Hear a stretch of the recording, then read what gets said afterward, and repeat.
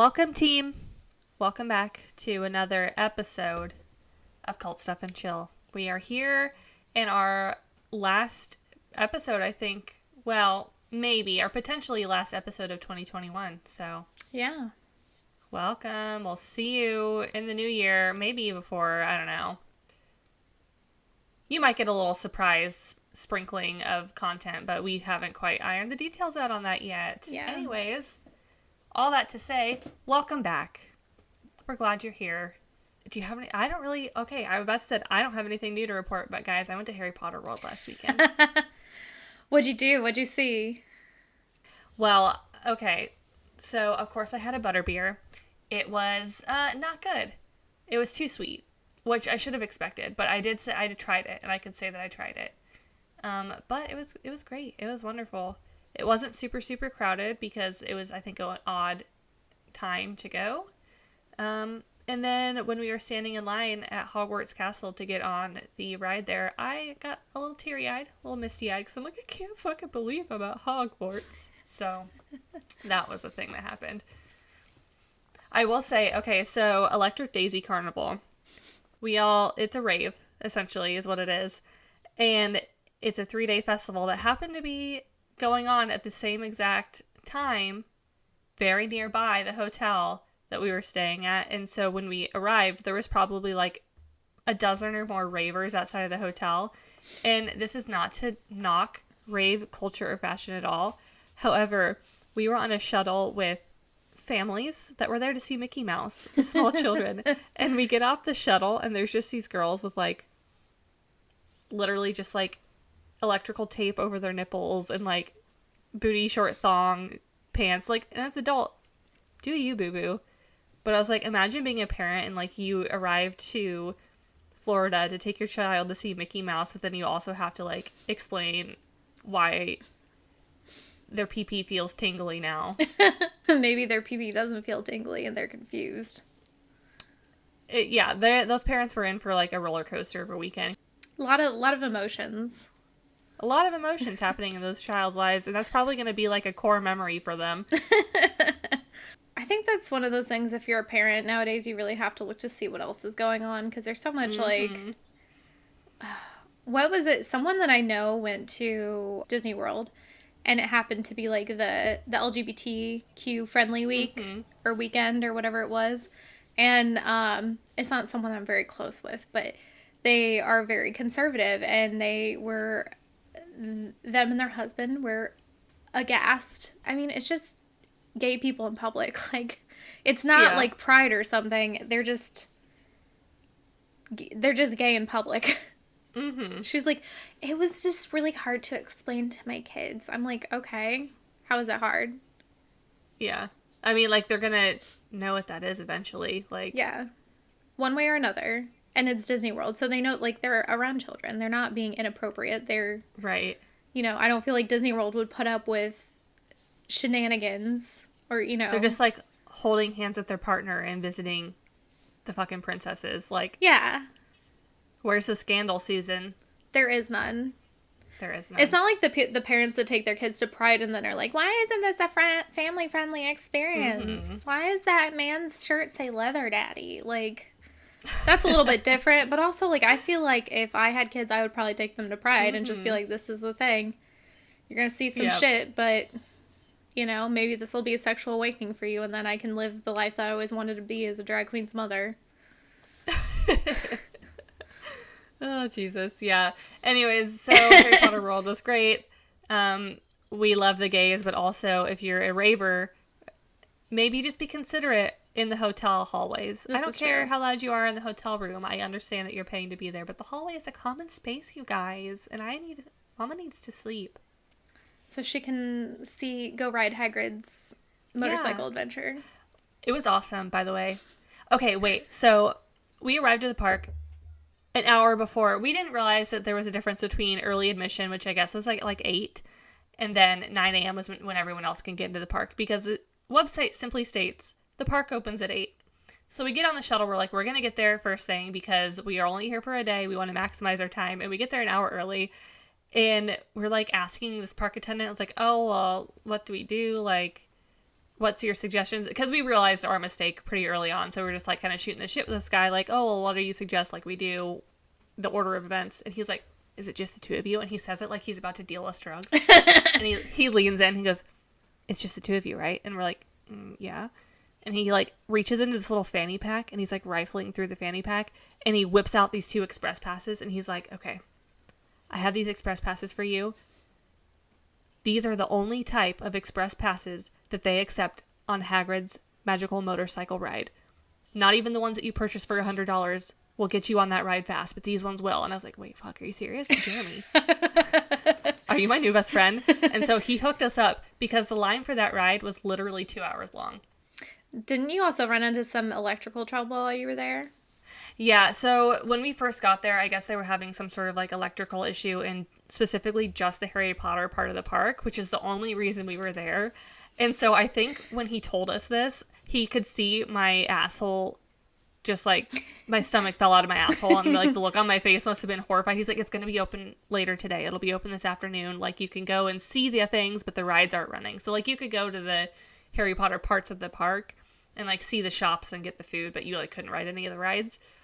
And he's like, as soon as it opens, take these passes and go ride this ride because it's going to get you through the line so fast. And it did. And Jeremy, thank you. I think his name was Jeremy. I vaguely remember it being Jeremy, but he was phenomenal. And he's like, go this direction. This is going to be the fastest way to get there. If you want to miss the 9 o'clock rush, go through Dr. Seuss part of the park. And I was like, God damn, this man. So I made myself a new boyfriend, best friend in Jeremy at Universal. So shout out Jeremy. If you ever, for some ungodly reason, come across this podcast, specifically this portion, you the man. He probably was like, these are the only people who have been like polite to me and like been kind to me. Yeah. So everyone else has just been screaming children and demanding, and they were just like polite here. Well, I mean, truly, we were only the only ones not bum rushing the fucking line to get into the park. Because we're like, it's 8 a.m. We've got 12 hours to do. We seriously only wanted to do the Harry Potter portion of the park, which you can do in a day, easy. Mm-hmm. And everyone else is like frantic with their kids, like bum rushing. And so we're just like, Coo. Hey. Caw. Yo, Jeremy.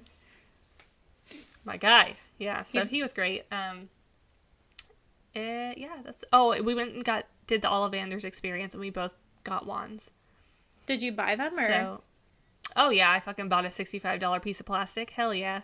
Wait, we want to see it though. Okay, hang on, I'll go get it. I'm back. I'm here. 2 wands, clearly, because we can't share a wand. That is blasphemy. That's not how the it wand works. chooses a wizard. The wand chooses a wizard, right? So you each have to have your own. May I remark on the packaging? Spectacular, beautiful. However, they charge you $2 for a bag to carry these fuckers out of the gift shop. Robbery. I have a wand made of ivory. Plastic. But, here it is. You could get the character wands, which were like replicas, but I'm like, no, I want my own wand. Yeah. That's bullshit. So, we have my ivory plastic wand that is 11.5 inches long. Ooh. Showing the camera. It's this nice dark color. The butt has a little golden acorn on it, and there is the Made in China stamp. But yes, this is the wand. And now in the park, there are these little spots in which you can take your wand and do little swishy flick motions and make like animatronics do animatronic things. And so you get to like bop around the park like doing magic, and it's really great. And then you will be the only 30-year-old in a sea of 10-year-olds trying to make the magical umbrella spout water on people. So, ooh, also gotta say they have I didn't realize this when we went, but they literally have like a Nocturne Alley that's like kind of dope. It's really cool. They have like Borgin and Burke's, the shop, and it's just like the gift shop, but it's like all the goth items in Universal are like crammed into this like little fucking gift shop in quote unquote fake Nocturne Alley, and it's like really cool. So like, what was the experience to get the wands? So you get in line because your whole day at Universal is going to be spent in lines. we have come to terms with this, but you get in line, and then this person in the wizard outfit, like, opens a side door and, like, ushers you into this, like, dark room, basically, that's, like, floor to ceiling, just, like, these boxes stacked up on random things. And then you're standing there in a room of strangers, all just kind of looking at each other like, the fuck? And then out of nowhere, the spotlight comes down, and it's this old fucking guy, like, descending the stairs in a really fake British accent with these, like, bootleg Dumbledore robes.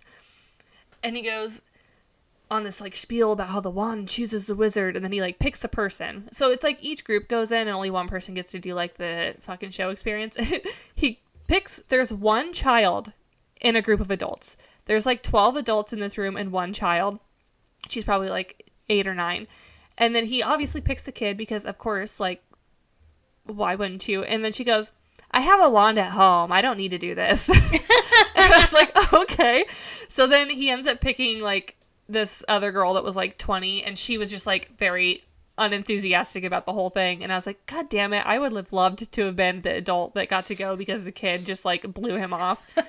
And instead it was just Becky with no personality up there just like, I have to, like, swish and flick my wand. This is, like, so dumb. I just wanted to look around. And anyways, the shop itself was cool. The old man in dodgy robes with a shitty accent was actually delightful. And then Becky on our, exit from this little portion. So obviously they exit you through a gift shop so you can pick out a wand. She, like, hands the wand that had picked her back to the attendant. She's like, I don't want this. Like, she didn't want to buy a wand. She kind of just sucked. I was like, God damn it. That could have been me.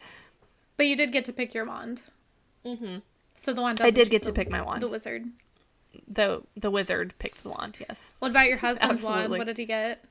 Oh, so he got I believe his is holly, plastic,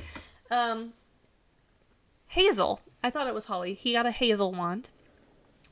And if the box will open up, A+ for the packaging on these, by the way. That's, like, real cool. His is also 11.5 inches long. That's what she said. And it's just like a little plain boy, but it's, like, kind of different. It's a manly wand. So he got his man wand. I got my golden nut wand. That's what she said. And then they come with a really cool map that, like, shows you where the little items are to, like, play with in the park. But the map itself is, like, kind of like artwork. So I'm going to hang these up. And it's, like, Nocturne Alley or Diagon Alley and then Hogsmeade on the other side. So I'm going to frame the maps and then get, like, a little wand caddy and hang this up in my house somewhere so everyone can know just how thoroughly uncool I am when they come visit. Do they have, like, a core, like, what they're cored with on them, or? No. I know. Well, they're cored with fiber optics of some sort to make it work. Yeah, so. There's, like, I saw something on TikTok where a guy was like, oh, it's just these little sensor things that... Yeah. Now, the guy in the wand choosing ceremony, he was telling us, oh, this wand has dragon feather. But, when you go into the gift shop, it doesn't get that fucking specific. It's just like, this is a holly wand, for you. And you just pick it, and yeah. But I will say, like, the aesthetics of the park itself, like, they did a really fucking phenomenal job of, like, the little details of the buildings and everything. And we went, it was, like, the first day of the Christmas season, so they had, like, all the little holiday decorations and stuff up, and it was just really neat. The only complaint I had was the fact that it was in Florida, so you were, like, in a snow-covered village, aka it's 80 degrees out and the snow is just, like, blown onto the roofs, but that's okay. It's fine. I got to ride the Hogwarts Express, too. That was pretty fucking sweet. That was my experience with the Harry Potter world, so 10 out of 10, except for even on a day where it's not particularly busy, you will be standing in line. A lot. So we need to go again, and we need to go when it's not busy. Mm-hmm. Like, truly just pick a random Tuesday and go. The problem is, if you go on, like, a random weekday, that's the days that they're like, if we have to do maintenance on a ride, we're going to do it on like a Monday or a Tuesday where there's just not as many people. So you're running the risk of getting to Florida, getting there, and then being like, oh, well, this portion of the park is closed because we have to do just routine maintenance. So, oh, and also on the Hogwarts ride, the second we got off the ride, first of all, it's like, if you're familiar with Disney's Soaring Over California, where you sit in this little thing and it's like a screen and you're like, oh, getting fucked around. I think that's the Avatar ride now. Okay, well, I've never been to Disney, so full disclosure, I'm just guessing that this is what it's like. But you get on this like bench thing, and so you're getting like whizzed around the castle, but like it's going through these chambers with these animatronics, and then you'll get to a portion where it's like a big screen that it's supposed to be like simulating you playing Quidditch. I had my eyes closed the entire fucking time because like, I am going to lose my lunch if I have my eyes open. So I like was doing this. I had my eyes squeezed really tight, and then I could kind of tell if it got a little darker. I'm like, okay, I don't think there's a screen in front of me, so I'll open my eyes and like, oh, there's a dragon coming at me. And then as soon as we get to another screen, I'm like, oh, close my eyes. Anyway, I digress. All of this to say, I have never come so close to vomiting without vomiting in my life. And the second we exited the little ride seats, we could hear the kid in like the cart behind us, like this row of benches behind us, absolutely just lost his entire lunch, his breakfast, the last 10 years of existence, just like projectiling out of him. And it's like, homie, little homie, I feel you, because that was almost me. See, your trick for when you go to theme parks is you have to, like, even if you don't really get car sick or motion sickness, is to wear the motion sickness bands. Because it's like, then you can just purely enjoy it and not be like, oh, I'm starting to feel a little woozy. And just get on with your day. Yeah, well, and like roller coasters, I am perfectly fine. I can ride roller coasters all day, every day, and like, no puke. But the second that screen, because it's like unsettlingly you can tell the screen is very close. So imagine you're sitting with your face like inches from a TV screen, and it's like 360, and it's also not a very high definition. And so you're like getting jerked around, and there's this big screen, and then it's just like, man, something about it made me super nauseous. But that was my only complaint about the rides, is that I think Mama's just too old, and my stomach didn't like that very much. But the parts where I kept my eyes open were great. I'm trying to think if anything has happened. We are actually recording on the night of the eclipse, so we'll see if we make through it. That's true. Is this a good or a bad night to charge your rocks? I would say it's a good night. Yeah, because the eclipse is affecting certain people, so I think it's like Scorpios, Tauruses, maybe Sages. I can't remember who it's all affecting, but it's affecting people, but not me, so I don't really care. Fuck you guys. Not Geminis, not Libras. Maybe, I think Aries, Taurus, and Scorpio, I think. Because it's something with some kind of conjunction, and it affects them, and I don't know. Well, moral of the story, guys. I know too little too late by the time you're hearing this, but charge your shiny rocks tonight. Don't forget. Or just the next time there's a full moon or an eclipse. Apparently this is the first time this particular one has happened in like 600 years, so maybe not this one, but, you know, get it next time. You'll get it in the next 600 years. Maybe in the next lifetime. Yeah. But also, Thanksgiving is next week. Yeah, I didn't think I was traveling on Thanksgiving, but now we're traveling on Thanksgiving, and also going to a class reunion, which I wasn't anticipating, and, you know, we could have a lovely time, but my peaceful weekend at home has turned into a traveling 7 hours and then extending our stay an extra day to attend a class reunion, so we'll see. We'll see how. I'm sure it's going to be a lovely time. I just was not expecting traveling 2 weekends so close together. Well, and also, like, class reunions, it's like, because it's not yours, it's your husband's. Yeah. And I feel like your husband is probably one of the most successful people that's come out of his school. So it's... I would argue, yeah, he's I guess I don't know any of his classmates except for like 2 or 3 that I really enjoy actually when we do see them. So hopefully they go. But I also feel like it sets you up for like people that you don't know that are not successful, who are maybe going to try to sell you like some MLM stuff, or, you know. You know what's funny about this, though? I have absolutely no stake in this game here. Like, I could not give two poops less about the people that I don't already know. Mm-hmm. Which, again, like I said, is like 3 people. But I still feel like I have to look hot. Because I'm like, I need everyone to see that my husband bagged a hot wife. Because that makes him look good. So, I was like, not only is he successful in his career, but I need to make sure that everyone sees that he has an attractive wife. You have to assert your dominance. Yeah. Is this shallow? Yeah. But I'm just trying to make my husband look cool to his peers. That's purely all it is. So you could be a bad wife and just be like, no, I am going to wear sweatpants and it's apparently cocktail attire, so we have to like look a little schmancy. I ordered some parts of a fit on Amazon. I had some other pieces. Then I was like, well, I better, any excuse to buy a new outfit is a good enough excuse for me. Literally. I just put in my Amazon Prime. It's not called wardrobe anymore. It's called try before you buy, which is just like too much. Too much of a mouthful. Yeah. Anyways, Amazon wardrobe order for Thanksgiving pieces because I need to wear so it's a new event. Yeah. You have to have a new outfit for every new event in your life. And if that's not like just the motto of fucking the century for me. I can't be an outfit repeater. No. And the thing is, I have like many dresses that I have just found in the wild and purchased, brought home. But there's never like the exact right occasion to wear those dresses.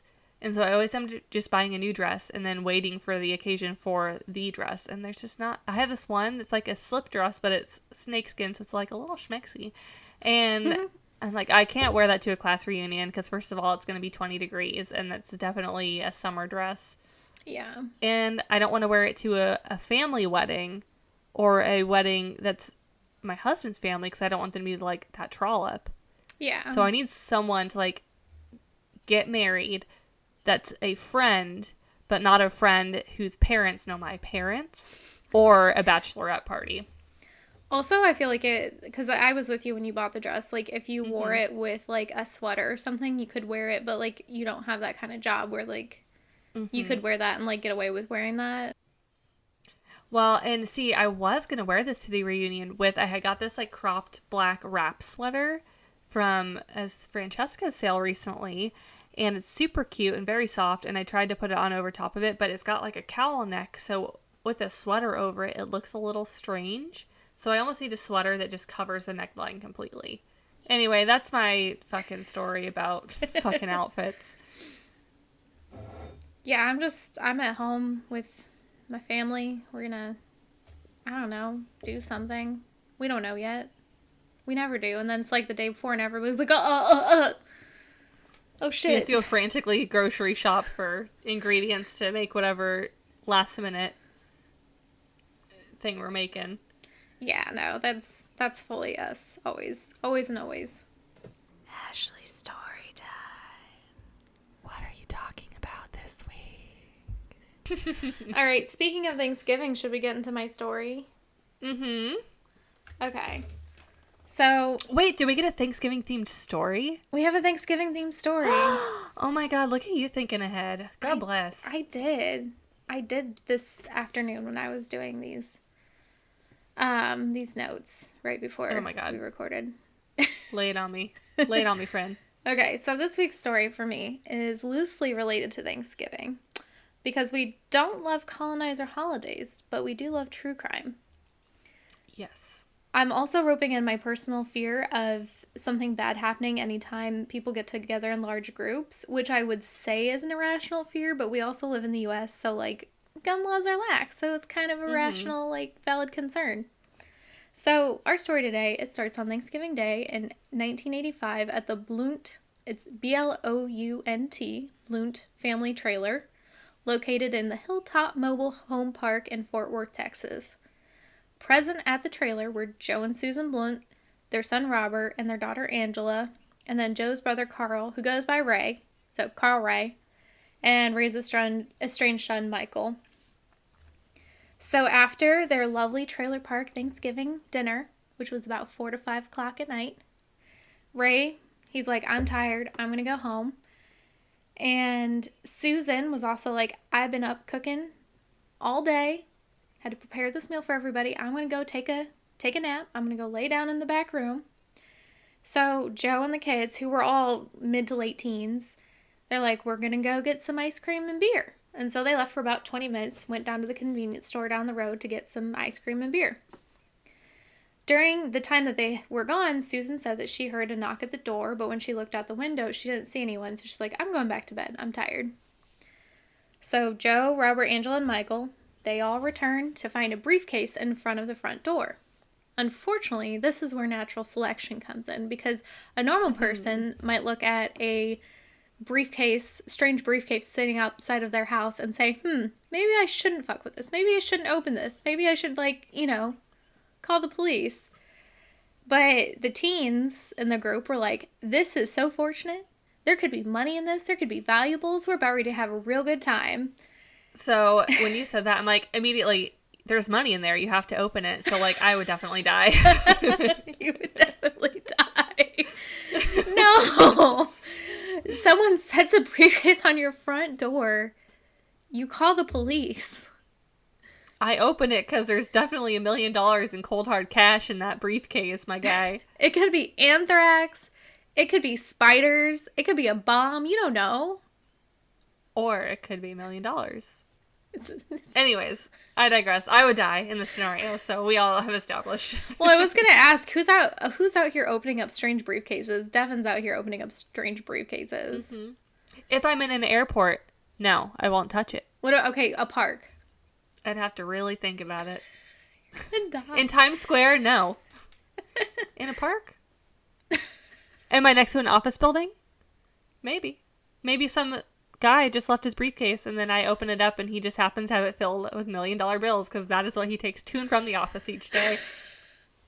I feel like briefcases are not the most conducive way to pack your money. If you're gonna be packing money, take in a backpack or something. Or I want it in a big ass drawstring Santa bag so I can just hulk it over my shoulder and just like the Grinch down Whoville Street, just dee dee dee dee dee. Like a crushed velvet bank bag. Yeah, but I don't want them neatly stacked. I want them all crumpled up so when you open it and dump it out, it's just a satisfying big pile of leaves that you can fucking Scrooge McDuck in. Okay, so we've established that Devan's Anyway, yeah, sorry. She would die. In this scenario, she'd be dead. Mm-hmm. So, okay. So, Angela, one of the teens, who's about 15, she, as Devin would have, opened the case. And, you could say that everyone was immediately blown away. Which is not a figure of speech because, spoiler alert, the briefcase was actually a bomb. Oh, so it was an Oz, it's actually boom booms. It was boom, boom. Okay, yeah. So, Joe, Angela, and Michael, they were instantly killed in the blast while Robert survived, and he sustained superficial injuries, but also his slippers were melted to his feet. So it was incredibly traumatic for him that he, just watched 3 people die and then was injured in a really kind of macabre way, but not that injured. Yeah. Superficial, not mortal injuries. He just has permanent house shoes. Yeah.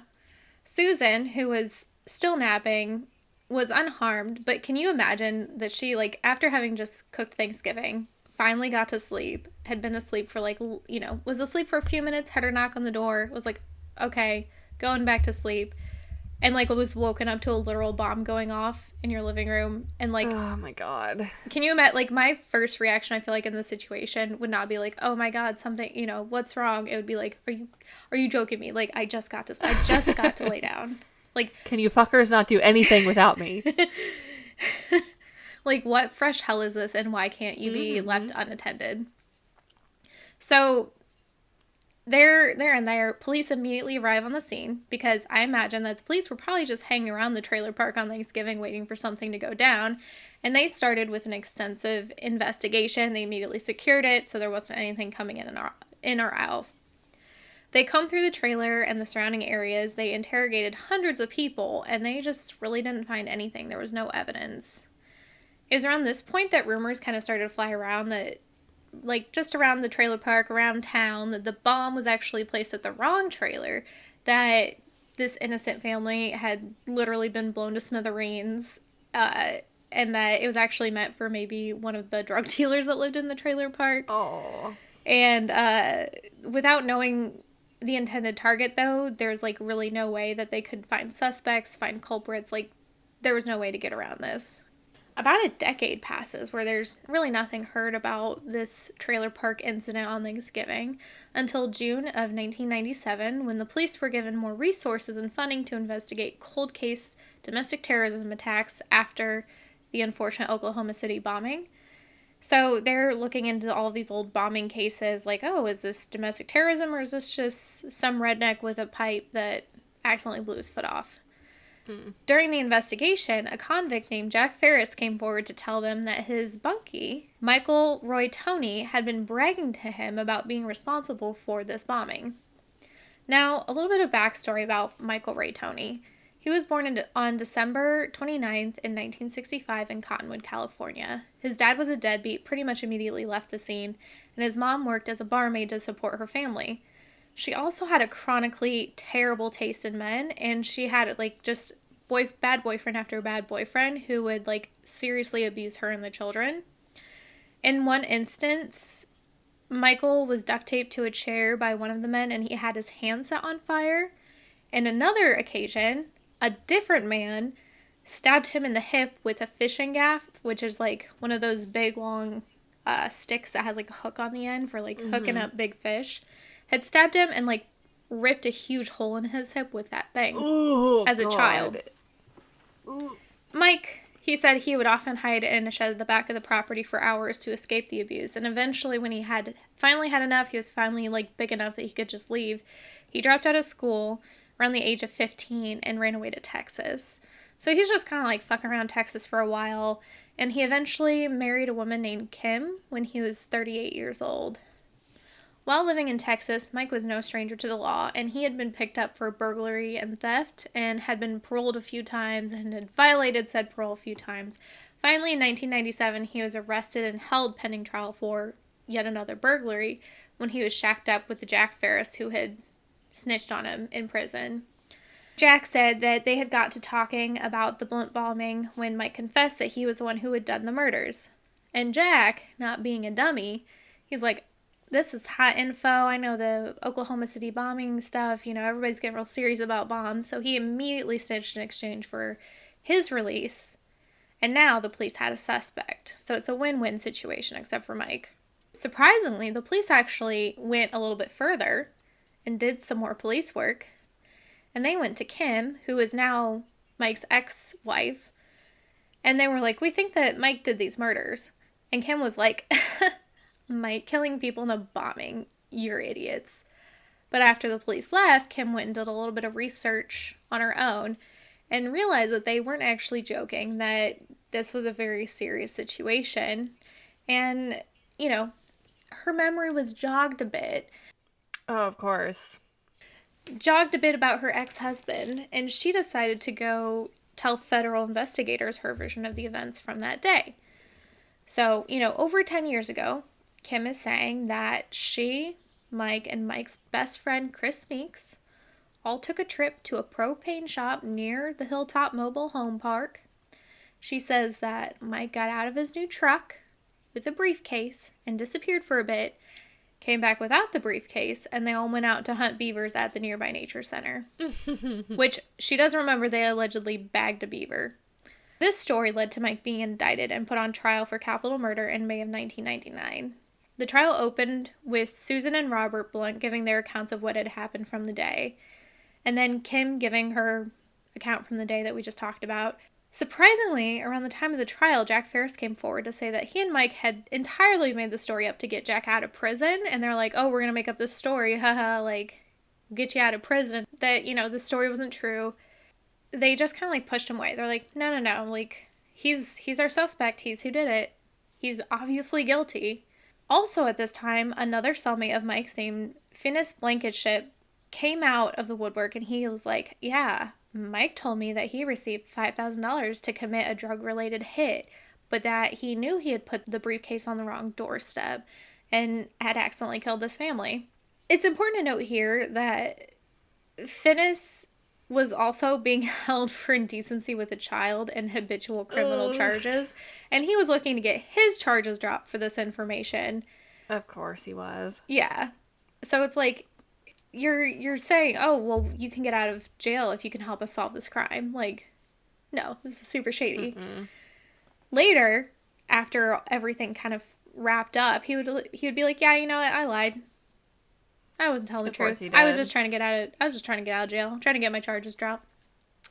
So this trial, shit show. They bring out this Chris Meeks guy who was allegedly there with Mike and Kim on the day of the bombing. He said at first that he had no memory of being with them on that Thanksgiving, and then he was like, oh wait, no. I forgot. I was with Mike and Kim in Mike's new truck. And he changed his story at least 4 times, and it never really matched up with Kim's. At one point, it kind of did when they were at the trial, so he could hear what her story was, and then he was just like, oh yeah, that's what happened. But, like, when he was being interviewed and investigated, like, his story just kept changing. And all over the place, he failed a polygraph test, and eventually, after the trial, after everything happened, in 2001, he signed an affidavit that the events as he remembered them may not have happened, that his truth maybe was not the actual truth. After all these clowns get up on the stand, it's finally time for Mike to take the stand. And he's like, I didn't even know this trailer park existed until 1997. I didn't know about the bombing until 1997. We made this up to get my buddy out of prison in 1997. No. And then he's like, also, you're saying that you were there with me in my new truck on Thanksgiving? He's like, I didn't even buy my new truck until December of that year. So we were in the new truck. We didn't have the truck, which is easily proven that he didn't have the truck. And it was later proven he did not have the truck at that time. So they're saying, oh, we distinctly remember we were in his new truck on this Thanksgiving. They weren't in the truck. No. All over the place. But because of the pedophile's testimony, they're like, this guy's guilty and we're going to sentence him to death. And also because he was saying that it was like an organized crime related hit because it had to deal with drug dealing. Then it was another like egregious charge or whatever. After the trial, they decide to do a little bit more investigation because Mike's defense team was like, no. We were blocked. Evidence was withheld from the jury. And they found all the evidence that was starting to prove that Mike was actually innocent. All in all, 14 pieces of evidence were discovered that were enough to exonerate him in December of 2008. He's been in jail for like 10 years, over a decade again, for this crime he did not commit on death row. And it took nearly a year for everything to be processed until finally he was released on September 2nd, 2009. During his lengthy imprisonment, Mike stated that he had been in contact with the people who had really planted the bomb and that he would tell the world this information once he had gained his freedom. Why would he wait that? Well, I guess maybe if they were also in jail, like, he doesn't want to get, like, prison ranked. Or if they had, like, connections, yeah. He probably had more protection being outside of prison than being in prison. Sense. Although maybe not, because tragically, Mike was not destined long for freedom. Oh no, Mike. You poor dumb boy. Almost exactly a month after his release, he lost control of his new truck and was thrown from the vehicle, killing him instantly. Although, did he lose control? Were his brakes cut to keep him quiet? We'll never know. This leads us to our question. If Mike didn't do it, who did? Directly after Mike's release, the Texas Attorney General said that they were going to review the case, but they didn't say that they were going to retry Michael for the crime. They said they might. They're like, oh, we need to see some evidence. Susan Blunt stated that the authorities had told her that they were still under the opinion that Mike had done the murders, but that they would need to gather this evidence. They would have to tighten up their ship to retry him. Obviously, never happened because he only made it a month out of jail. Susan was firmly under the belief that Mike had done the crime, and she was reported as saying, God works in mysterious ways. He got out of prison, and he should not have gotten out of prison. So she doesn't really care. She's out for blood. She's glad he's dead.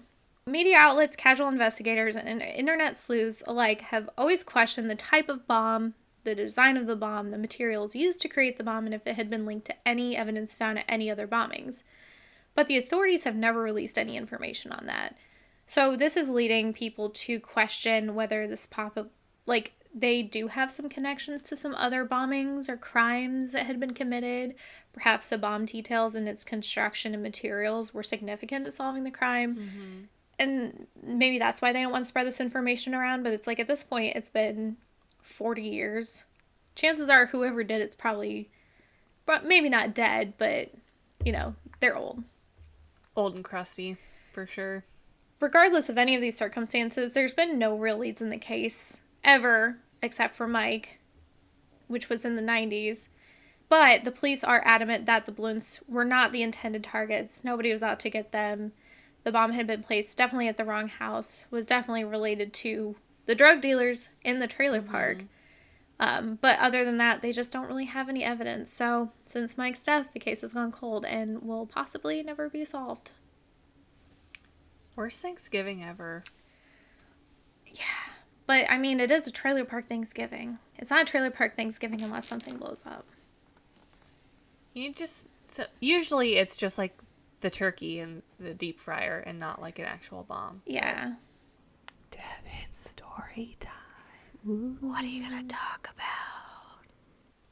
So, team, if you follow me on Instagram, if you follow our account on Instagram, so I recently put out a poll asking everyone what kind of stories they wanted to hear from us.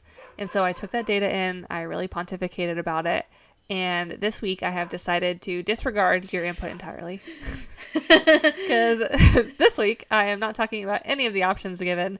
I decided that I wanted to tell a treasure hunting story. Okay, but pause. Because you were originally planning to honor the majority. In two different ways. So I started researching a cult and I was like, shit, I need like way more time for this. I'm in too deep. So then I started researching another cult that I thought was going to be easier. And I'm like, shit, I need way more time for this. I'm in too deep. And then this was yesterday at like 3 p.m. I'm like, I'm never going to finish this. So then instead today I was like, treasure hunters. And I found a treasure hunting story that is still quite long. But if you guys aren't familiar with the website legendsofamerica.com, you need to get familiar with that website because it is fucking great. So shout out Legends of America. This is where the story is from, and it is a true story. It is going to sound very untrue at times, but this is a true fucking story. I mean, like, the details and accounts are a lot of the time firsthand accounts, so we have to take it, with a grain of salt sometimes, because there could be elaborations, but it's a true fucking story anyways. Okay, moral of the story, I didn't give the public what they wanted. I gave me what I wanted this week. So, but to be fair, we're taking a month off so that we will have time to work on more cult stories. I have some ideas that pertaining to cults because we sometimes leave the cults out of it because cults are a lot of work. But you know what? You guys are worth it. Well, and it's not only that it's not a lot of work. Like this week, I was just having like kind of an off week because I, had a busy weekend and then like work has been fucking stressful. And it's like, cults oftentimes are very heavy on the abuse and like religious trauma, and I'm like, I just need like brain bleach. I don't want to talk about abuse this week, so we're gonna get a fun treasure hunting story. Okay, we all love National Treasure, and if you don't, get the fuck out of here. No one wants who you doesn't here. like National Treasure. No one. We don't want you here. It's like we do want you here. We want your analytics and your data, but we don't appreciate your unappreciation for Nicolas Cage. Yeah, we'd give you like a little nod maybe if we saw you in the street, but we wouldn't say hi. No. It's like, exactly. We don't want people that don't like National Treasure. We don't want people that are sending lewd messages to our other followers. Exactly, yeah. You get on board with Nick Cage or you get the fuck out. Anyway, so bringing us to our story, I'm going to be telling you the story of the treasure of Victoria Peak.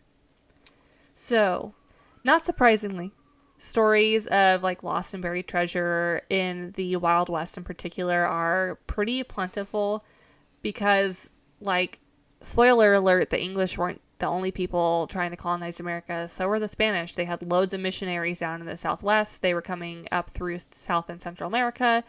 And not only that, but we have like Wild West bandits. There's gold rushes happening. So like for sure there's got to be hordes of gold just stashed away by some like old-timey prospectors or like the Spaniards or whatever that just got like often bar fights and like nobody ever recovered their treasure.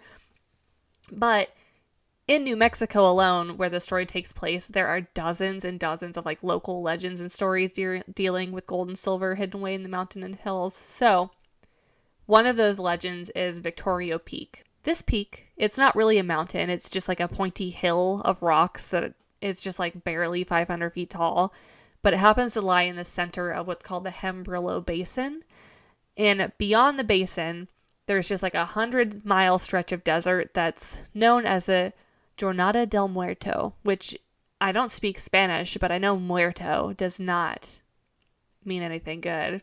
The area in which the story takes place lies within the fucking journey of death in this basin, hundreds of miles from civilization in an area that now lies within a missile testing range. Treasure Mountain. It's in the middle of nowhere. It's in the desert. Really a top-notch hiding spot if you ask me. But in its peak, get it? It's peak. It was one of Apache Chief Victorio's hideouts and was the site of a battle in 1880 between Victorio's warriors and the U.S. Army, hence the name Victorio's Peak. Fun history fact of the day. Our story begins many, many years later in the early 1930s when a man named Milton Ernest, quote, Doc Noss, he goes by Doc, that's what I'm going to be referring to him as. He spent some time exploring the Southwest, seeking just excitement, really trying to live out his like Wild West fantasy. And he ends up settling in a town called Hot Springs, which is actually now the town of Truth or Consequences in New Mexico. He settles there with his wife, Ova, who goes by Babe. So I'm going to be referring to them as Doc and Babe. Apparently, he goes by the nickname Doc because prior to his settling in New Mexico, he used to pass himself off as a medical doctor in Texas. He wasn't a doctor. He was reportedly actually arrested many times for practicing medicine without a license before these events. That, surprisingly, is not an important point of our story, but I just want to throw that out there because really the scam artist / like treasure hunting narrative will make sense for this guy because obviously he's got like a little bit of a moral, you know. A little trouble with morals. Exactly. Doc and Babe, they live a pretty normal, like, simple life in New Mexico until November of 1937, when Doc, Babe, a couple of their kids, and then 4 others, they leave on a deer hunting trip into this basin that we talked about earlier. So they end up setting up their camp in the desert at the base of Victoria Peak. And so the men, they, like, F off. They get to go hunting for deer. They head into the wilderness, and the wives, they stay back at the camp. So eventually Doc, he separates from the group to kind of like scout out the hunting area. So the next day they can get up and like pew pew, get the deer. And it begins to rain on him. Doc, he like goes to the mountain peak because like we said, it's like a craggy outcropping of rocks. There's plenty of places to shelter from the rain. And while he's waiting for this rain to subside, he's just kind of like poking and putzing around. And he notices a stone that looks like it really hadn't been naturally placed. So he's like feeling around the rock trying to see like, oh, this looks like it moves. And so eventually he does some digging and he gets his hand under the rock. He lifts it up and surprise, Sade, he found a hole that leads down into the mountain. When he's looking at the hole, he just sees what basically looks like an old man-made shaft with like a thick wooden pole attached at one side. So initially, given the area's history and like the gold rushy past of where they were, he just thought he had discovered like an abandoned mine shaft. He didn't really go poking any further around at that time. And so when the rain finally stops, he returns to camp, tells his wife Babe about what he found. And then they decide, okay, we're going to keep this discovery just between the two of us because even though it is an abandoned mine shaft, you never know. Like if there's coal, maybe there's oil down there. We don't want to kind of share that information with the crowd here. Honestly, like smart move on their part. Like this is their hidey hole. Until they know what's in there, they're just going to keep it a secret. After this trip, Doc and Babe, they return home and they decide that they're going to gear up. They're going to get what they need to go exploring in there and go back out on site and explore this hole. So they get like ropes and flashlights and shit and they trek back out to the mountain. And when they arrive, Doc, he straps up and he starts to lower himself into the shaft for like a good snoop around. And Babe is just like looking on from above while he lowers himself down into the dark mountain hole. Balls of fucking steel. I would open the briefcase, but I would never do this. Okay, so that's my villain origin story is that I would go into the mine shaft. Like, you know the horror movies where they fall into the mine shaft and then there's like Wendigos chasing them? Yeah, that'd be me. Mm-hmm. But you would just... So, okay. There was a new paranormal activity recently that takes place on like an Amish farm, and they find this mysterious hole inside of their church that is basically just like a shaft like this. And after watching that movie, like, I would fucking never. If you guys watch that movie, it's actually quite good. It's one of the better Paranormal Activity movies. It's got a little more substance to it than just like the weird haunting. Yeah. So 10 out of 10 recommend. Anyway. Tie a rope around me. Throw me in the hole. I'm going. Well, that's exactly what Doc does. He ties a rope around himself. He lowers himself in a big dark hole. And he finally hits the bottom of the chamber. And he is like in this cavern. This cavern looks to be like carved out. And he sees drawings on the walls that look like they're made by Native Americans. So they're like pretty old. It's been there a while. And then at the end of this chamber, he sees like another shaft. So he goes, I'm going to go even further in the hole. And just, continues on his journey. And his balls of steel, they're going to pay off here. So once again, he hurls himself into a fucking dark abyss for another like 125 feet or so before the shaft levels off again, and he's inside of a large natural cavern where there's several smaller rooms chiseled into the rock along the wall. And so he's really just like having an Indiana Jones moment here. Like, he's in a big cavern, but when he gets to the bottom and it flashes his flashlight, he finds a human skeleton that's in the position, it's like kneeling, and it's securely tied to a stake driven in the ground. So the skeleton's hands are also bound behind their back. So it appears that this person had been deliberately just left there to die based off the way that they were staked. And like, if this is not enough to make you just turn around and be like, nope, I don't know what is. But again, the cojones on this man. He decides, I'm going to keep soldiering on.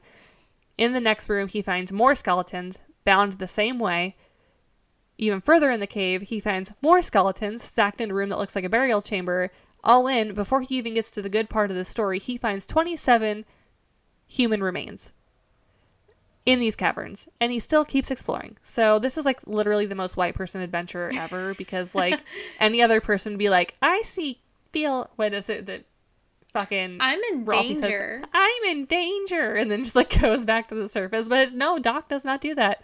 So he continues exploring these little side caverns, and eventually he discovers a hoard of treasure, including coins and jewels and saddles, priceless artifacts, including a large gold statue of the Virgin Mary. And he also finds some old letters, the most recent of which was dated 1880. So this was 1935, 37 approximately. So quite some time had passed since presumably anyone had been down there. But the treasure is just the beginning. The gold and the jewels aren't even the fucking icing on the cake here. So Indiana Jones, he must soldier on his quest for greatness, go deeper into the cavern, and he gets to the kind of like a dead end, and he finds what he thinks are stacks of worthless just iron bars. He estimated that there were like thousands of these things. Each were weighing like at least 40 pounds, and they're stacked up very high against a wall. Like, they were a big fucking quote unquote iron bars, and he was barely able to lift one, let alone like consider carrying it back through all these creepy caverns with fucking dead people back to the surface to his wife. So he leaves the bars behind.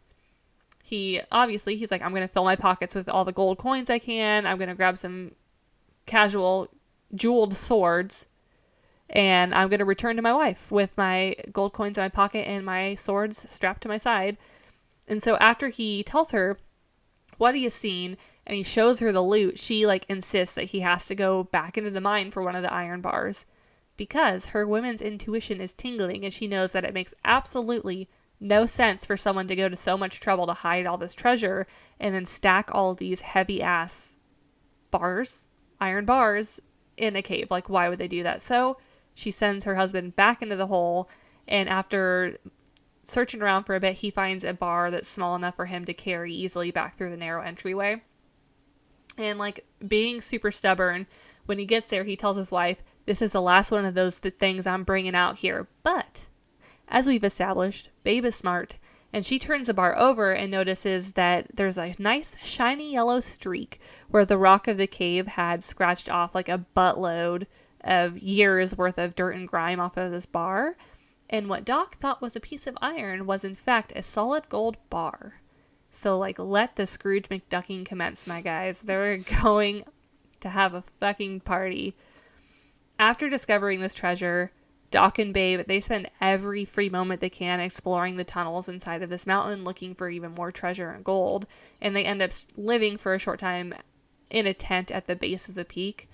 And like, think about it from their perspective too. It's literally their depression times, and now these people have found a gold mine, an ancient treasure, Yeah, and they're about to be living large. Yeah, literal gold mine. They don't have to even work for it. It's just there, stacked neatly for them. So every day they return to the caverns, and on each trip, Doc would retrieve 2 gold bars and as many of the artifacts as he could carry on that trip. And one time, he actually brings out a crown which contains 243 diamonds and 1 blood red ruby. Yet, Doc is a greedy little treasure troll, and he did not trust anyone, not even his own wife, who is the only reason, might I add, that he was even hauling gold bars out of the mountain in the first place, because he thought they were worthless. And so upon retrieving his treasures and returning to the surface, he would fucking scamper off into the darkness of the desert, hide the treasure, bury the gold, and never tell anyone, not even his wife, where they were. What a fucking goblin. What an idiot. What an idiot, right? Like, why wouldn't you just put it in the back of your jalopy, take it to your house, you know? Gold bars, nobody's running off with too many gold bars.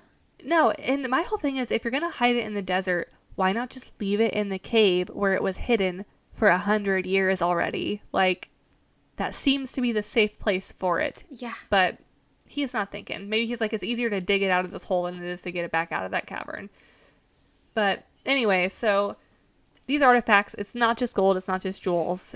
So there's also documents there dating as far back as 1797. And so he ends up like bringing some of these documents out as well. And he buries them in a Wells Fargo chest that he also finds in the cavern, along with other various treasures. And although most of these documents have been lost or never recovered over time, one of the documents was proved to be a translation from Pope Pius III. So like, probably pretty valuable piece of history there. But as we've established, Doc Noss is a treasure troll, and he doesn't care about the historical value of anything inside of Victoria Peak. He is mostly ignoring all the pouches and packs and other just like historically significant things, and he only wants one thing, and that's the gold, baby. He wants the gold.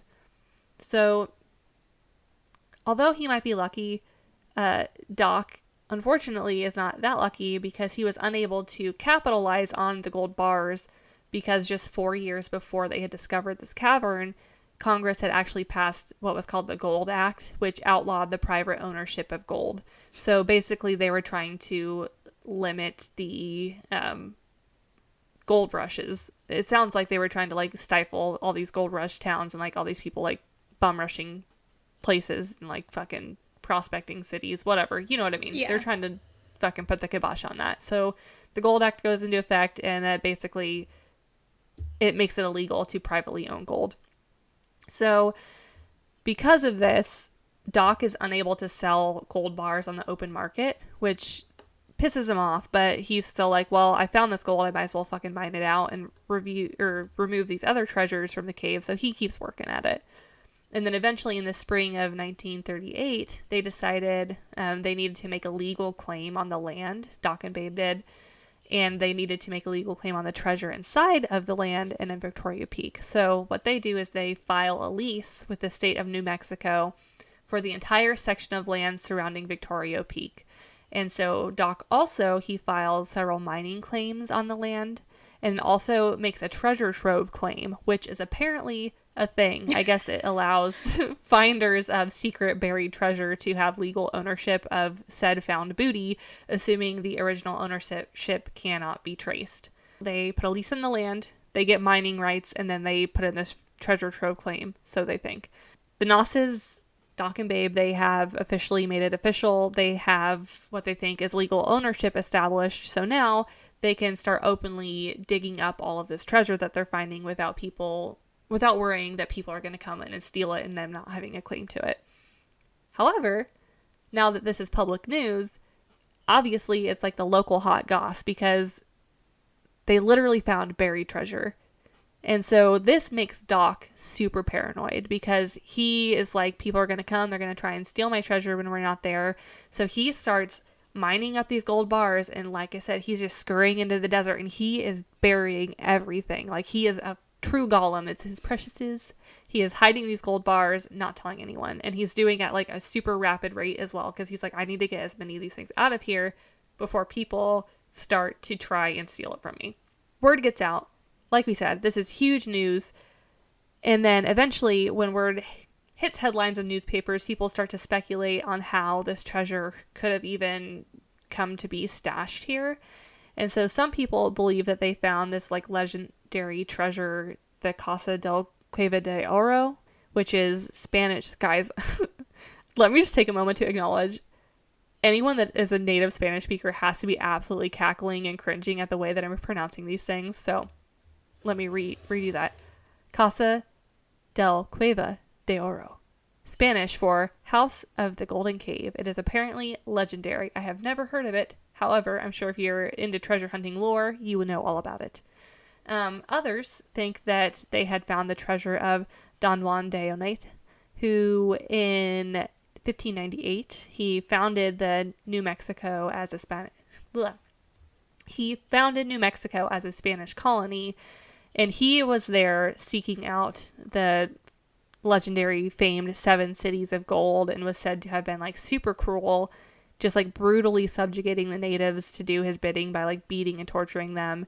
And this would also explain all the dead bodies in the cavern. So reportedly, this dude, over his years of horror, he amasses a treasure of gold, silver, and jewels before being ordered back to Mexico City in 1607, which doesn't line up with the dates on the documents in the cave. So many people are like, no, that can't be his. Others speculate that the treasure could be the missing wealth of Emperor Maximilian, who served as Mexico's emperor in the 1860s. And so this guy, Maximilian, he, in his heyday, heard of a plot to assassinate him. So what he did was he moved his golden treasure out of Mexico, and legend says that he sent a palace full of valuables to the United States to be hidden. And then he was assassinated in 1867. So given the date on those letters and the crowns and swords, and the fact that historically we know a large amount of treasure had been relocated to the US somewhere, this makes a little bit more sense. But the last theory, I think, holds a little more weight. So others think that the treasures were hidden by Chief Victorio, the peak's namesake, and in his heyday, he used to use the entire Hembrillo Basin as his stronghold, and he refused to live on the reservation in Arizona where the U.S. government wanted to send him. So eventually, Chief Victorio and the Apache tribe, they reach a treaty with the federal government that the natives could stay on the land in New Mexico. However, when the discovery of gold in the land came to their attention, that treaty was broken in 1878. And so Victorio goes on a warpath, and because of this, there was a big, brutal fucking war. Hence the name Victorio's Peak, because that's where a big old battle was found, and the white man can't be trusted. Exhibit 8 billion of that. So many of the treasures allegedly found were obviously of European descent, but we can explain this because Victorio knew how much white settlers valued gold, and he had very little use for it for himself. So what he would do is he would accumulate huge amounts of treasure by attacking white settlers, and his warriors, they would raid South New Mexico and Texas in all-out war against the U.S. Army, basically, and the Texas Rangers. And so they would attack wagon trains, settlements, mail coaches, churches, like take anything that looked like it was of value. And he would also take prisoners back to the basin, where he subjected them to just elaborate torture tests before killing them.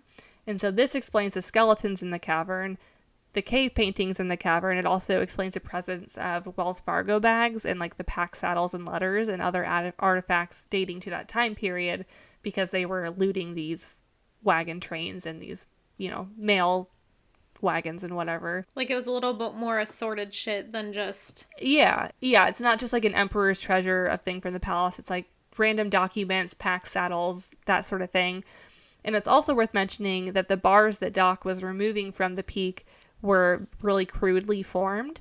So it indicates the use of a more primitive smelting process. So the theory is that Chief Victorio would like loot all this gold from people and then just smelt it into the bars and just toss it in the cavern.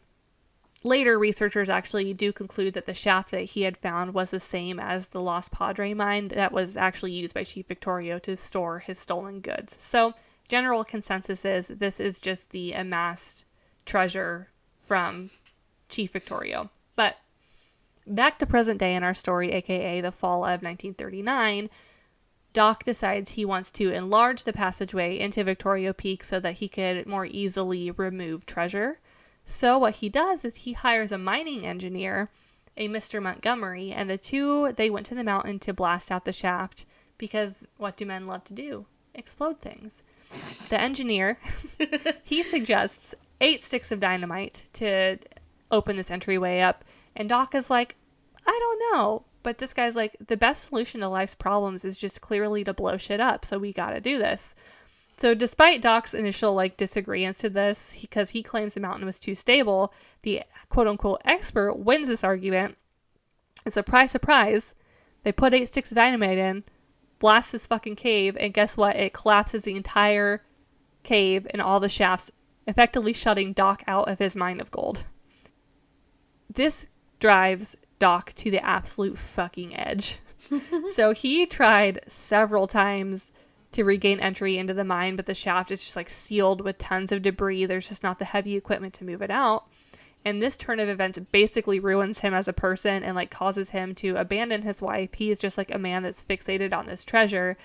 And so he just basically lives off in the desert, desperately trying to reclaim this lost treasure. And eventually Babe leaves him in 1945 because she is sick of his shit. However, the story is not over yet.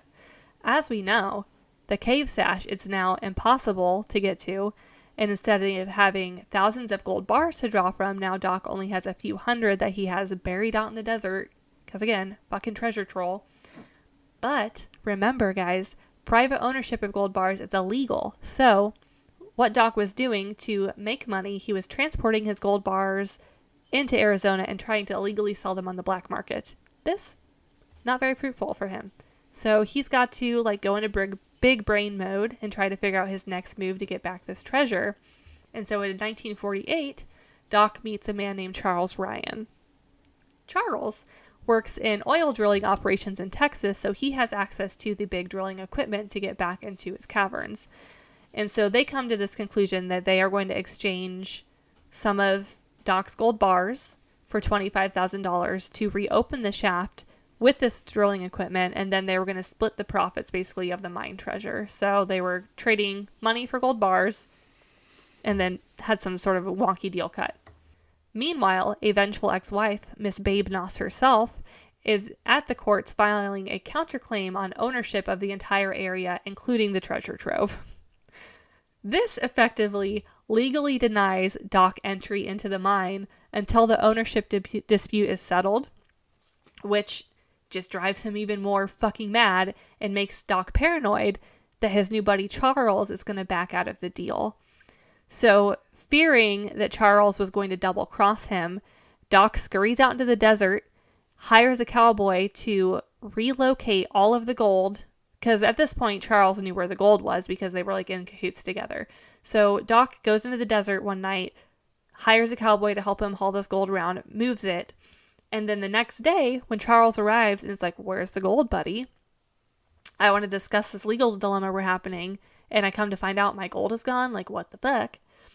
So they're having this conversation, and then Doc demands to see the $25K he was promised before he would reveal the hiding place of the new gold, or the new hiding place for the gold, rather. But Charles is not a man to be trifled with, and he's like, homie, you better either tell me where this gold is or you're going to sleep with the fishies. This exchange triggers a heated argument to which Doc is like, fuck this shit, I'm out. And so he begins heading toward his car.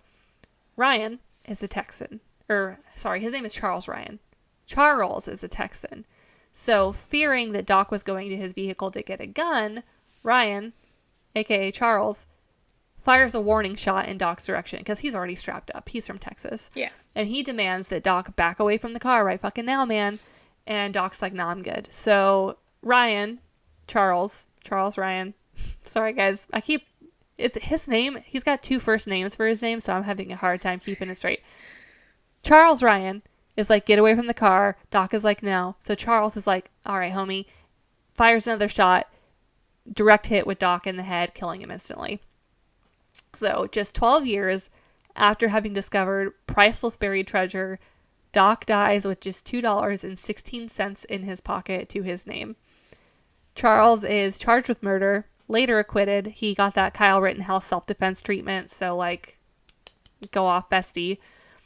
As for Babe, she actually held on to her claim at Victoria Peak. Occasionally, she would hire men to help her clear the shaft. However, it was a slow process. Again, they just did not have the equipment, and it was very unfruitful. Nothing ever came of it.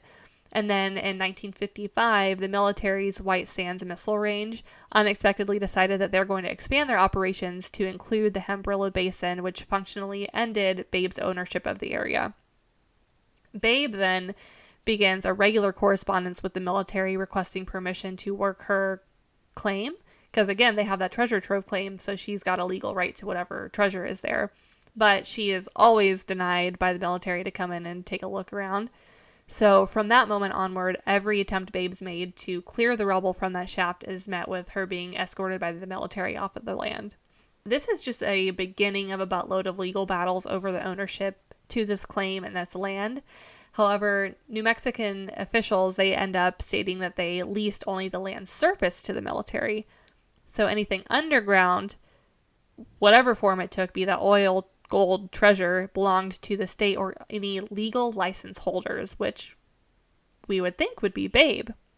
However, things take a complicated turn because when searching for any sort of records for these claims, guess what? They can't find anything. She is under the impression that she has legal rights to this land because of what she had filed back in the 30s. However, the government functioning the way the government does, being someone that works as a government employee, those records are lost and they have no idea where they are or they were ever even filed. The state of New Mexico is basically like, I don't know. This ends up in a big legal dispute.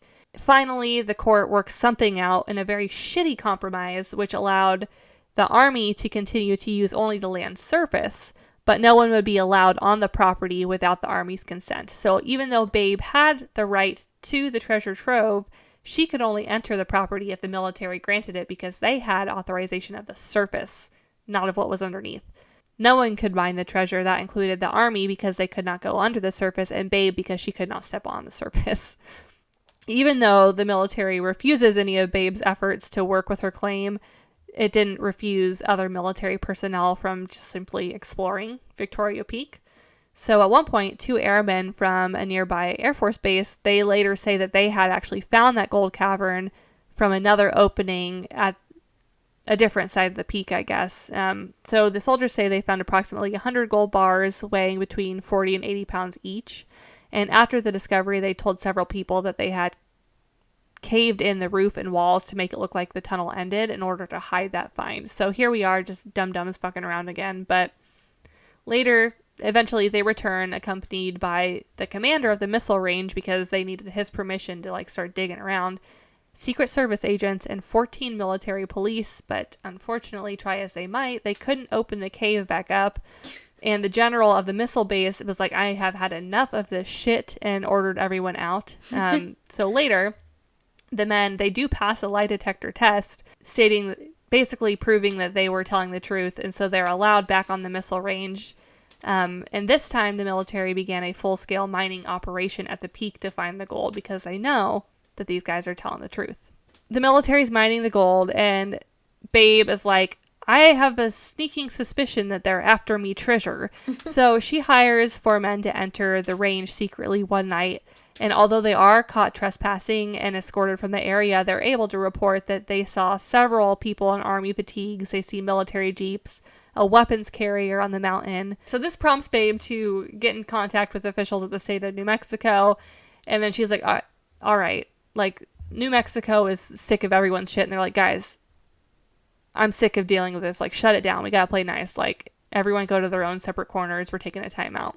The very last glimmer of hope that Babe gets is in 1972, and it's at this point that 50 different parties, including Babe, and then a Florida-based treasure hunting group, all file a claim to excavate the treasure on this land. So it's basically a class action. They're all fighting against each other, though, for whoever has the rightful claim to this land.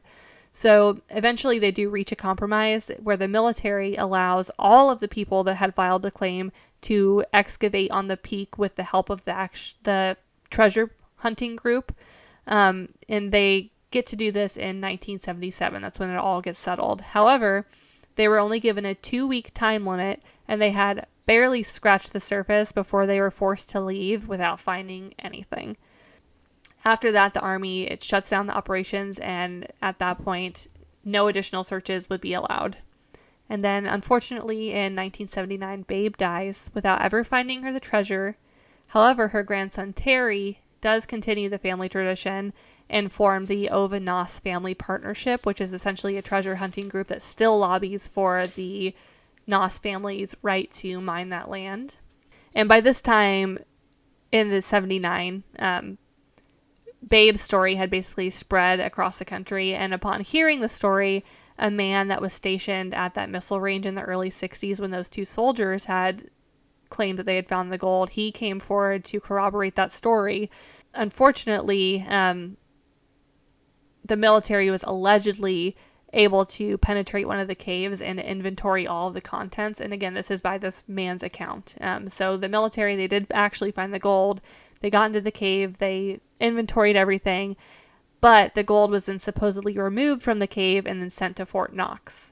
The military has confirmed that this guy did indeed serve at White Sands during this time, but they did not prove or lean into the theory that there were any documents to support an actual investigation into the mine or the removal of the gold bars. But like, why would they tell us? They wouldn't tell us.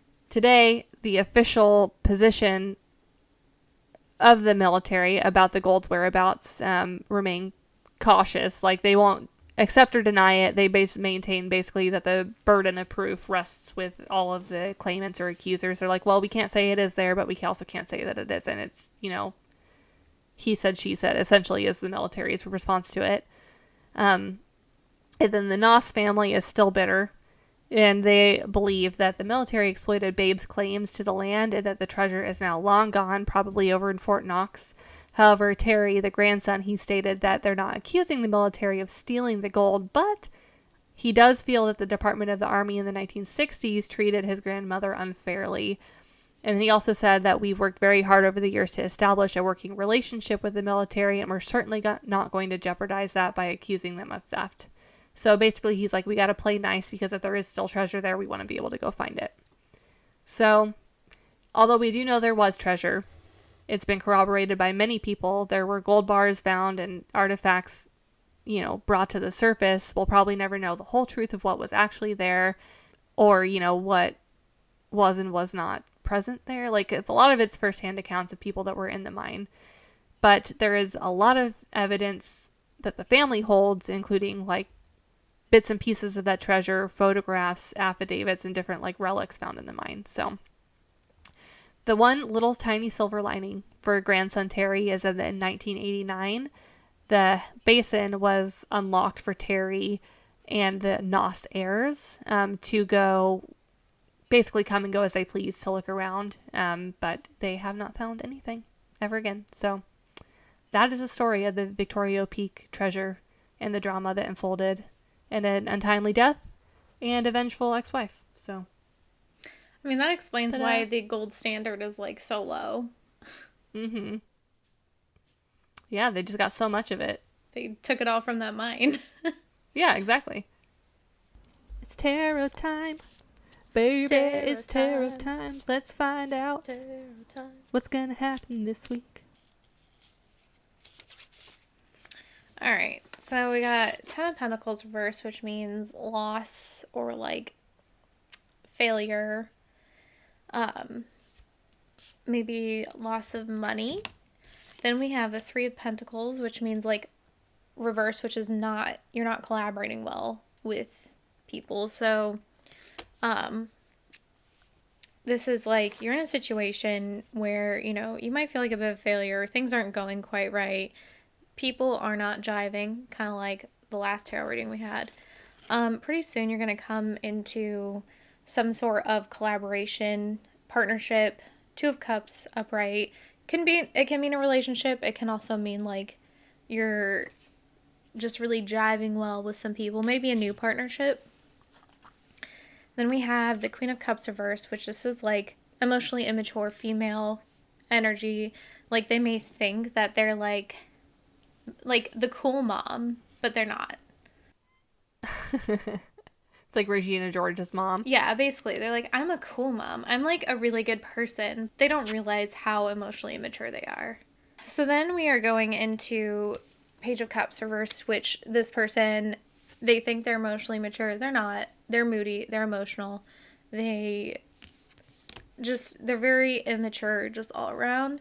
And they can be a little bit aggressive and just like kind of rude about things, like very forward. King of Wands reversed. We have the Tower reverse, which is like you're not willing to let this go. Like you don't feel like you're ready, but it's something you need to let go. Because Knight of Swords reversed, like it's just going to turn into a bad situation. So Six of Swords reverse, you're stuck. Don't feel like you can move on. Just more about the situation. It's really toxic. We got the Devil. There's people holding secrets. There's people that aren't telling you the full truth with the Moon. Don't put yourself through it.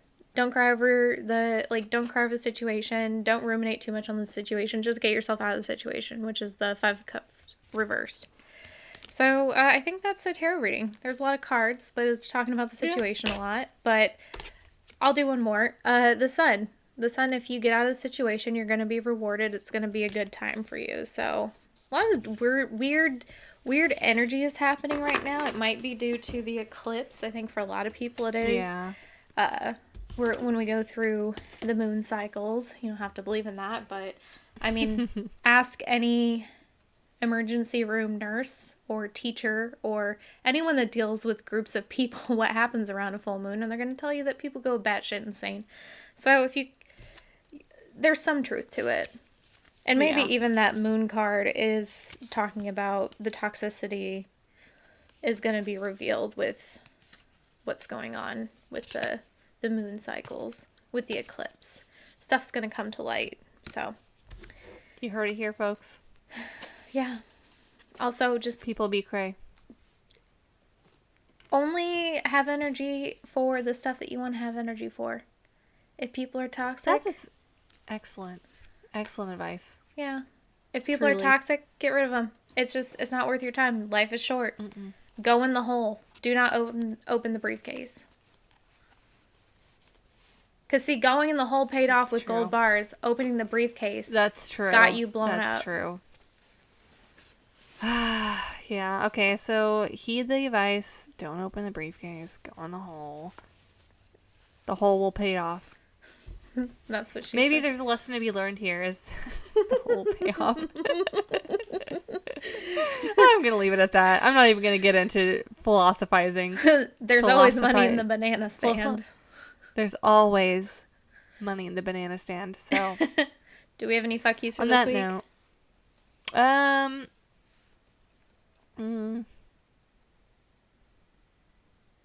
you know what? I can't think of any FUs, and with the weird energies happening right now, I think maybe it's best just to be like a positive person right now. I'm just gonna like not issue any FUs. I'm gonna issue what's the opposite of an FU? I love you. I'm gonna issue a love you to Jeremy at Universal for hooking me up with these sweet fast passes, and that is gonna be my shout out of the week. And also, the people that finally decided that Britney Spears is allowed to buy candles. Yeah. Yes. I like that. Kind of a weird negative tarot reading, and then a love you instead of an FU at the end of the episode. Yeah. So we'll leave it there, guys. And actually, that's great because this is the potential last episode. We might have like a little holiday special, maybe. I don't know. I'm not going to promise it. We'd like to be able to promise it, but we also fully realize that I got that ADHD, baby. I got a lot of confidence. This is what I'll say. This is the last regular episode of 2021. Yeah. So we'll end it on a positive note. And we'll say thank you, guys. I hope you have a wonderful holiday season and a good Thanksgiving. And I think that Santa Claus is going to, not bring you lumps of coal this year. Snaps for you. I hope he brings you an espresso machine and, maybe some, like, whatever it is that you want. Whatever you need, babies. Whatever you want. Yeah, whatever you need. You all need an espresso. Let's get that absolutely fucking straight right now. Actually, you all need that. I need that. That's on the top of my Christmas list this year. I was like, I don't really care if I get that much else because I don't really need a whole lot. Plus, I'm like, kind of in a flux state of moving. So it's like, I don't want more shit to take to the next place I move. Right. But I do want an espresso machine. I would like to have an espresso machine in my room just for Nespresso at any time of the day. But my holiday message is that if Santa doesn't bring you what you want and Krampus comes to visit you, hopefully he takes you away from this hellhole that is the planet Earth right now and takes you somewhere better, even if he is gobbling you down. What is it that, the Bellschnickel says? May the Bellschnickel wish you an admirable person and not an impish person this year.